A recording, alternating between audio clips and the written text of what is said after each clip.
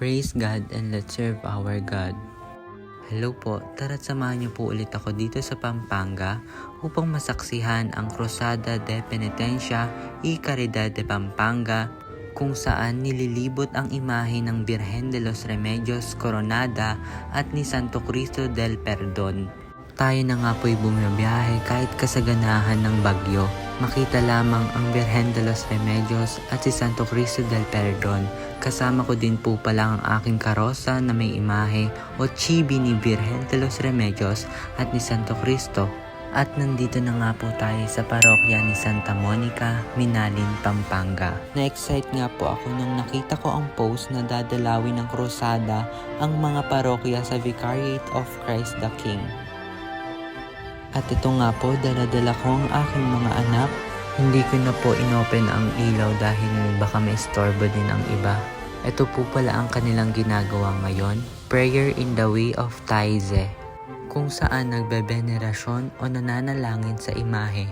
At maswerte nga po tayong nakalapit sa imahe ng Birhen de los Remedios de la Pampanga at ni Santo Cristo del Perdon.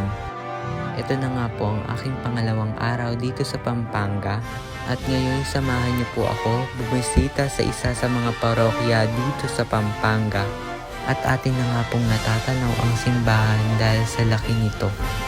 At nakapasok na nga po tayo dito sa parokya ng Immaculada Concepcion, Guagua, Pampanga. Ito po ang aking kauna-unahang pagbisita dito sa parokya ng Immaculada Concepcion sa Guagua, Pampanga. At nakakamangha nga din po ang loob nito dahil sa kanyang angking ganda.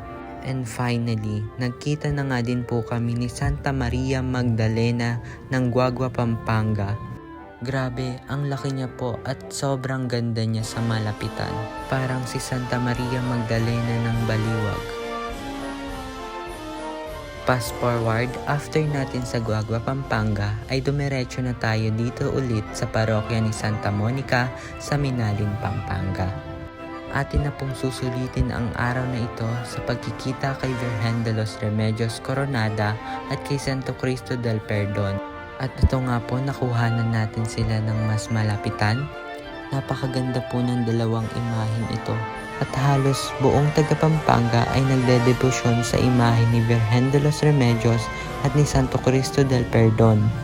Kaya ang Reyna at Protektora de la Pampanga ay si Birhen de los Remedios o si Indu. At ito na nga po, nagsisimula na po ang misa at tayo po yung makikiisa sa misa.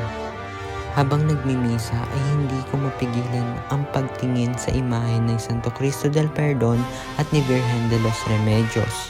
Dahil napakadalang lamang ng pagbisita ni Indu at ni Perdon dito sa mga parokya sa Pampanga. At after mass, eto, bumuhos na naman ang malakas na ulan. Pero okay lang yun, at least uuwi tayo ng puno ng saya at puno ng memories. At ito na nga po ang ating pangatlong araw dito sa Pampanga.